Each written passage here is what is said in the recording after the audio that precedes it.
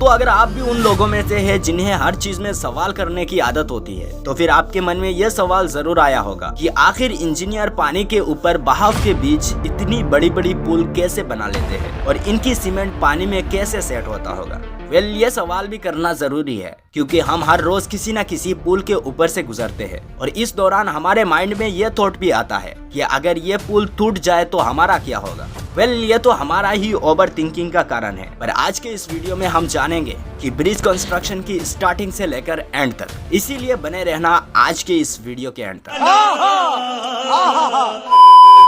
दोस्तों bridge construction की सबसे पहला काम होता है ब्रिज कहाँ बनाया जाए ये डिसाइड करना, क्योंकि ब्रिज को बनाने के लिए सबसे पहले ये कैलकुलेट किया जाता है कि आखिर जिस पानी में ब्रिज को बनाया जाएगा वो पानी कितना गहरा है, वो पानी कितनी स्पीड से फ्लो करता है और उस पानी के नीचे की जमीन कितना ठोस है, एक्सेट्रा एक्सेट्रा। फिर जब एक बार जगह सिलेक्ट हो जाता है तब उस जगह पर पिलर कंस्ट्रक्शन स्टार्ट किया जाता है। पिलर कंस्ट्रक्शन पूरी ब्रिज की 60% काम होता है और ये पिलर्स बनाने के लिए इंजीनियर जनरली 2-3 तरीके की यूज करते हैं। Number 1 coffer dam. Coffer dam एक तरह की टेम्पररी स्ट्रक्चर होता है जो कि बहुत सारी स्टील पाइल से मिलकर बना हुआ होता है, जैसे कि आप आपके फोन स्क्रीन में देख रहे हैं। यह भी एक कोफर डैम है और कोफर डैम को सिचुएशन के हिसाब से कभी स्क्वायर शेप का बनाया जाता है तो कभी सर्कल शेप का। बेसिकली कोफर डैम की मदद से पानी के बीच में एक सूखा जमीन निकाला जाता है। वो कैसे, चलिए पता करते हैं। दरअसल कोफर डैम को उस जगह में सबसे पहले एक क्रेन की मदद से लाया जाता है जहां पर पिलर की कंस्ट्रक्शन होनी होती है।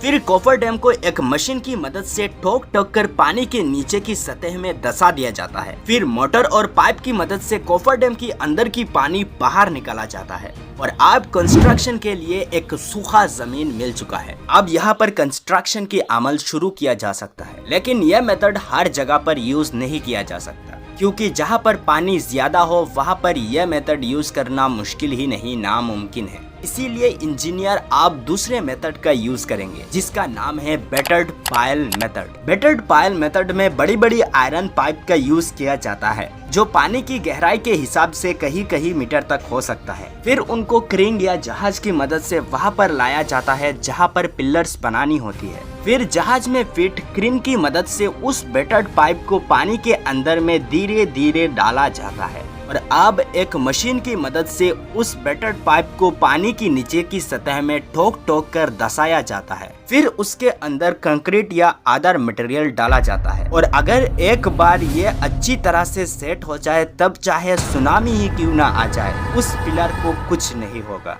और ऐसे एक एक करके सारी पिलर्स बना दिया जाता है। दोस्तों अब बारी आती है पिलर्स के ऊपर ब्रिज को बनाने की। दरअसल ब्रिज की ऊपरी भाग की ज्यादातर काम फैक्ट्री में ही होता है जहां पर इन बड़ी बड़ी ब्लॉक्स को बनाया जाता है। फिर उन ब्लॉक्स को बड़ी बड़ी टाक या जहाज की मदद से कंस्ट्रक्शन साइड में लाया जाता है। फिर उनको क्रेन के सहारे से ही ऊपर उठाया जाता है और कंक्रीट और स्टील की मदद से उनको आपस में जॉइंट किया जाता है और बाद में उनके ऊपर रोड बनाने की अमल शुरू किया जाता है। अब दोस्तों अगर आप इन मेथड को जानने के बाद ये सोच रहे हैं कि ब्रिज बनाना आसान काम है तो फिर आपका ऐसा सोचना गलत है, क्योंकि इन ब्रिजों को बनाने के दौरान बहुत सारे वर्कर्स अपने जान गंवा देते हैं। पर क्या करें, ब्रिज को तो बनाना ही पड़ेगा क्योंकि इन्हीं ब्रिज के कारण बड़ी बड़ी शहर आपस में जोड़ पाते हैं। वैसे आपके एरिया का सबसे बड़ा ब्रिज का नाम क्या है कमेंट में जरूर बताना। मिलेंगे जल्द ही और एक नए इंफॉर्मेटिव वीडियो के साथ, तब तक के लिए जय हिंद।